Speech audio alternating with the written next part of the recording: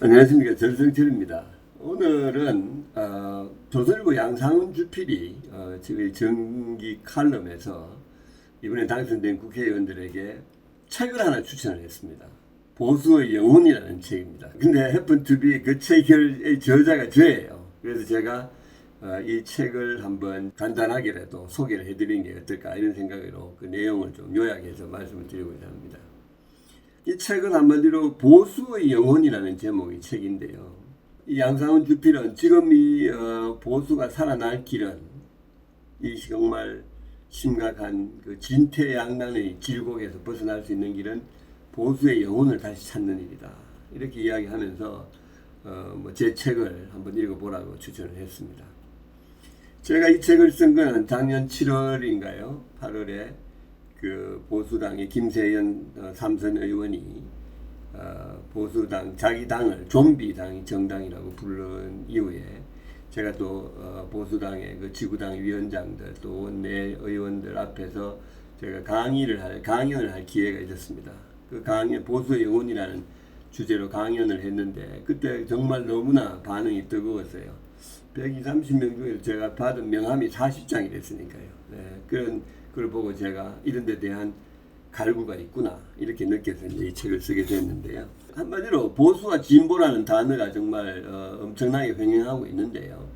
이게 도대체 뭡니까? 보수와 진보라는 게 도대체 무엇인가요? 이건 한마디로 말해서 역사 발전의 기본 원리를 이야기하는 겁니다. 보수와 진보라는 것은. 다른 말로 역사 발전의 기본 수단이에요. 여러분, 역사가 발전한다는 게 무슨 뜻입니까? 그만큼 한 나라의 국민 혹은 인류가 더 행복해진다는 걸 의미하는 거죠. 그래서 그 행복하게 만들기 위한 수단이 그 중에 제일 중요한 것이 바로 이념이라는 건데 이것이 일단 보수와 진보의 두 가지로 나뉜다는 거죠. 역사가 발전한 역사라는 것은 바퀴 4개를 가진 수레라고 할 수가 있습니다. 그런데 그 수레에는 4가지의 가치를 각각 배변하는 거예요.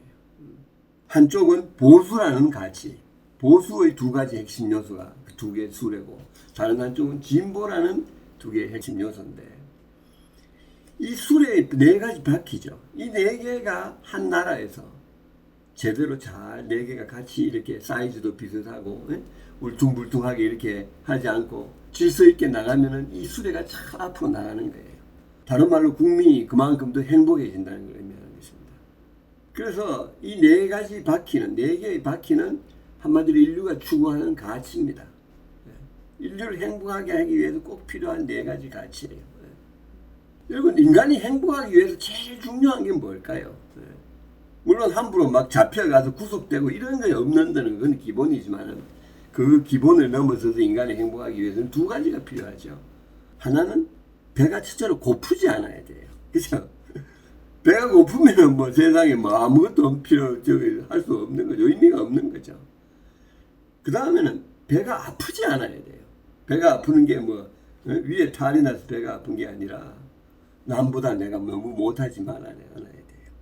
그런데 인류는 100만 년 가까운 역사에서 항상 배 고프고 또 배 아프게 살았습니다.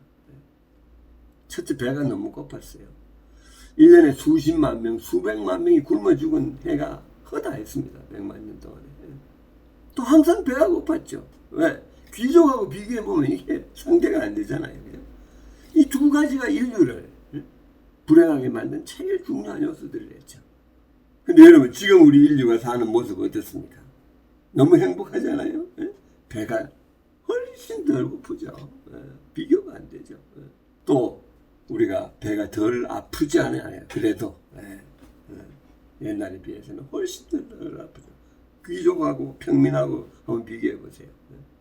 근데 이 배 고프지 않고 아프지 않다는 이 2가지는 인류에게 꼭 필요한데 이 2가지를 같이 추구할 수 있으면 좋은데 이 2가지가 좀 모순이 되는 면이 있어요.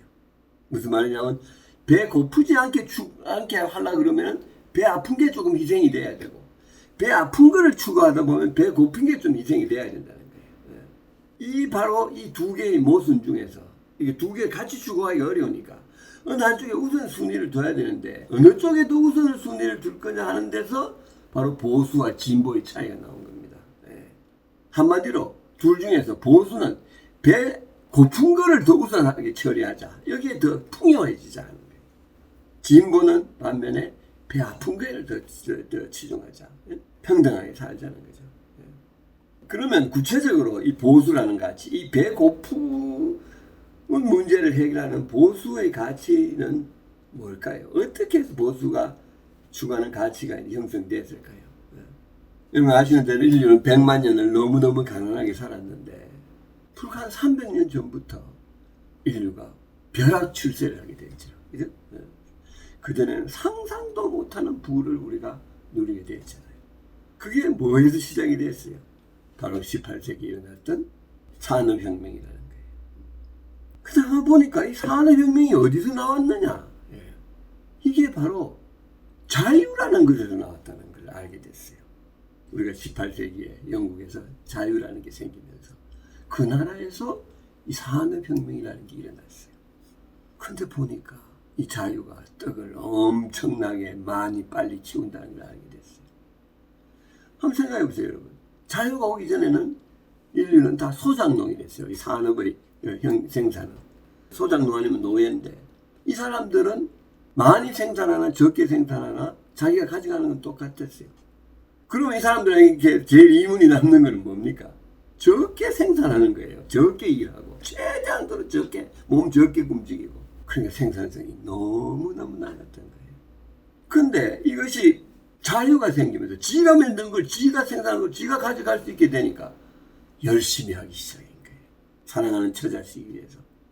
그래서 산업혁명이 생긴 이후에 우리가 인류가 예수님 탄생하신 2000년 전부터에 비해서 1700~1800년 동안의 이 지구촌의 경제 성장률과 이 산업혁명이 시작된 이후, 즉 자유가 주어진 이후의 경제 성장률을 보니까 약 100배가 차이가 났다는 거예요. 그전에 세계 경제 성장률 0.02% 정도에 불과했어요. 지금은 2%가 넘잖아요. 100배. 그래서 인류가 부자가 된 겁니다. 그런데 이 산업혁명이 세계에서 유일하게 그 당시 자유를 가졌던 영국에서 일어났던 걸 보고 사람들이 이 자유라는 것이 인간의 배를 고프지 않게 만드는데 가장 중요한 요소인가라는 것을 알게 된 거예요. 그 당시에 모든 나라들의 산업 발전의 그 수준을 보면은 산업혁명은 절대 영국에서 일어났어서는 안 됐어요. 가난하고 자원도 별로 없고 기후도 안 좋은 그 나라에서 산업 수준도 형편없었어요. 중국은 모든 면에서 이미 철강을 생산했고 화약을 생산해서 무기가 있었고 나침판이 있었고 인쇄일수도 있었고 이런 모든 걸 가진 중국에 있어서 산업혁명이 일어난 것이 아니라 영국에서 산업혁명이 일어났다는 것을 보고 사람들은 바로 이 자유라는 것이 그 가장 원천이구나 하는 것을 알게 된 겁니다. 그래서 이 자유를 중요하게 생각하자. 네. 이것이 인간의 배를 고프지 않게 만드는 가장 핵심적인 원천이라고 생각하면서 이걸 주장하고 이걸 보존하자고 생각하는 사람들이 생겨났고 이 사람들을 바로 우리가 보수라고 부르는 겁니다. 그러면 진보는 뭘까요? 이 보수가 자유가 다 좋은데 한 가지 굉장히 큰 결함이 있어요. 그건 바로 뭐냐면 불평등이 생긴다는 거예요. 자본주의가 자유가 있는 자본주의에서 가난한 사람 빈부격차가 생기는데 이 18세기에는 이 빈부격차가 대단히 심했습니다. 14살짜리가 하루에 15시간씩 일하는 일이 허다한 그런 식으로 참 그 빈자의 삶이 참 비참해졌어요. 이거는 that's not fair. 이거는 고쳐야 되겠다. 이렇게 해서 소위 평등하게 더불어 잘 사는 게 중요하다는 생각을 한 사람들이 생겨났고 이 사람들이 바로 진보다 이거죠. 한마디로 말해서 배를 아프지 않게 만들어야 되겠다. 근데 자유와 평등을 같이 추구할 수 있으면 좋은데 그게 잘 안 되는 거예요. 왜? 불평등을 없애려면 자유를 제한해야 되잖아요. 그죠? 세금도 많이 걷고 뺏어가는 거예요, 정부가. 이거 자기 하고 싶은 사업도 이거 하면 불평등이 심해지니까 못하게 하고 자꾸 자유를 제한해야 돼요.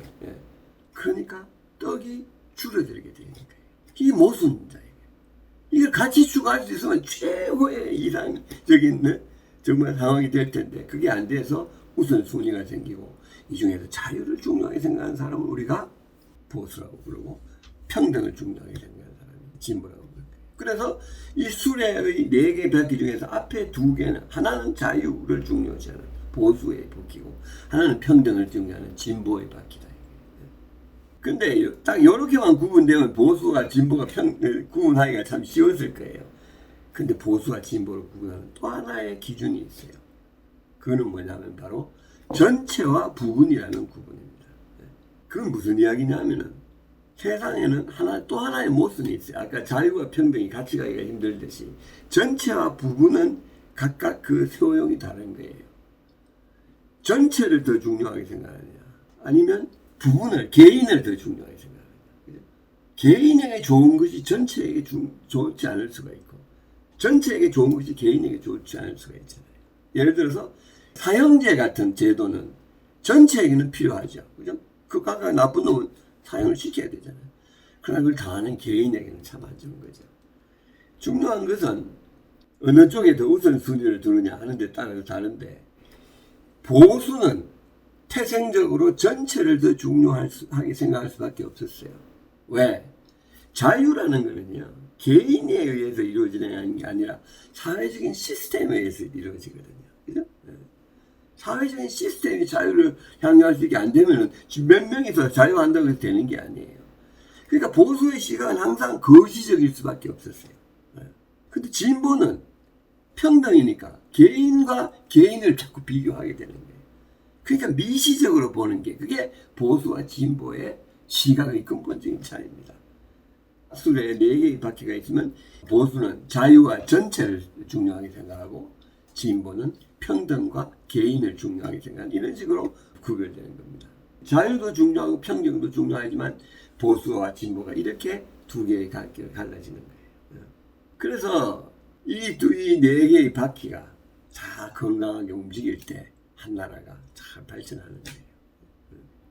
여기서 한 가지 제가 말씀드릴 거는 보수에 대한 오해를 제가 풀어드려야 될 것 같아요.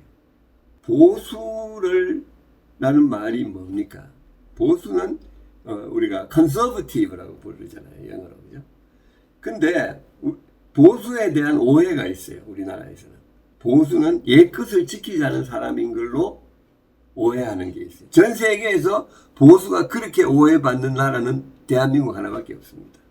어느 나라든 가든 보수를 갖다가 소위 수구, 옛것을 지키지 않은 사람으로 나라로 이해하는 나라는 없어요. 그 우리나라는 너무너무 억울하죠. 우리나라 보수는. 네. 왜 그러냐면 그거는 번역의 오류예요. 네. 컨서브티브, 보수라는 말은 컨서브티브라는 말인데 그는 컨서브, 즉 보존하자는 말이에요. 이 자유가 너무 좋으니까 이 자유를 보존하자고 그래서 컨서브라는 말을 쓰는 거예요. 우리가 그런 말 있잖아요. Let's conserve the cultural heritage 라는 말은 우리의 문화적 유산을 보존하자는 뜻이에요. 그때 conserve는. 그러니까 좋은 것을 지켜나가자. 좋은 것을 보존해 나가자는 뜻이 conserve인데 이걸 보수라고 번역하는 바람에 우리나라는 마치 옛것을 지키자는 식으로 오해가 되고 있는 거예요. 오랫동안. 그래서 우리나라는 우리 번화 보수는 참 너무 억울한 오해를 많이 받아요. 소위 꼰대 철학이다 하고 생각하는 거예요. 옛것 지키고 기득권 지키자는 식으로. 그래서 우리가 그런 오해가 있다고 아시고 그래서 우리가 이제 4가지 바퀴가 달린 수레인데요. 이 보수와 진보는 각각 역할이 달라요. 교대로 이거를 어떨 때는 떡을 키우고 어떨 때는 떡을 나누고 어떨 때는 공동체 전체에 대한 거시적으로 맞는 정책을 하고 어떨 때는 미시적으로 개인의 그거를 챙기는 이런 식으로 하면서 키우고 나누고 전체 부분 이렇게 하면서 이 바퀴가 제대로 이렇게 돌아갈 때 역사가 발전하는 겁니다. 그리고 민주주의가 왜 좋으냐 하면은 그걸 누가 결정하느냐. 독재자가 지 마음대로 결정하는 게 아니라 국민들이 봤을 때 이때가 떡을 키울 때냐 나눌 때냐 혹은 전체 거시적으로 볼 때냐 미시적으로 볼 때냐를 결정해서 보수에게 정권을 줘야 되겠다 싶을 때는 보수에게 정권을 주고, 진보에게 정권을 줘야 되겠다 싶을 때는 정권을 줘서 이것이 교대로 역사가 발전을 하는 겁니다. 우리나라는 보수 정권이 오래 들어서도 박정희 대통령 때 떡을 많이 키웠죠. 그러나 나누는 게 부실했잖아요. 근데 우리가 민주주의를 일으킴으로써 진보한테 정권을 DJ한테 주기도 하고 노무현한테 주기도 하고 문재인한테 주기도 하고, 그러면서 우리가 이렇게 보수와 진보가 같이 발전, 미시적이고 거시적이고 키우고 나누는 것이 동시에 이렇게 교대로 하면서 나라가 발전해 온 겁니다. 여러분, 참고로 민주주의를 이루지 못한 나라 중에서 선진국이 된 나라는 하나도 없습니다. 바로 이런 이유 때문이에요. 이런 민주주의가 없으면 전론발이 나라가 되는 거죠. 제가 이제 책에서 이런 것들을 설명한 겁니다. 그래서 여기서 제가 특별히 강조했던 것은 보수에 대한 몇 가지 의문들. 보수가 꼰대의 철학인가? 그게 아니라는 걸 제가 많이 강조를 하죠. 보수는 자유를 더 중요시하는 철학일 뿐이다. 보수가 잔인한가? 사형제 옹호하고 이런 거 보면 잔인한가? 이렇게 생각을 할 수가 있잖아요. 근데 보수는 잔인한 것이 아니라 큰 그림을 볼 뿐, 거시적으로 볼 뿐이에요. 동정심이 없어서가 아니라. 그런데 이번에 보수가 참패를 당함으로써 거의 패망의 수준에 지금 가 있지 않습니까? 말씀드리고 싶은 거는 이 바퀴가 한쪽이 하면 수레가 그 역사가 중단된다는 거예요. 그래서 지금 보수의 복원이 너무나 시급하게 필요한 겁니다. 그래서 저는 이 책이 보수를 복원하는 정말 불쏘시개가 되기를 바라는 거고요. 이 책을 꼭 우리나라 국회의원들이 읽고 이 이념을 가지고 그걸 해야 된다. 다시 이 좀비 정당에서 벗어나는 것. 이것이 가장 지금 시급한 과제다. 이걸 우리 국회의원들이 전부 다 알고 전체적으로 우리나라 전체의 보수에 대한 새로운 이해, 이것이 이루어져야 될 것 같습니다. 그래서 보수가 강해져서 이것이 같이 수레가 앞으로 나갈 수 있는, 역사가 앞으로 발전할 수 있는 그런 것이 되어야 된다.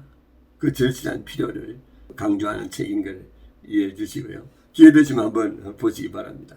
감사합니다.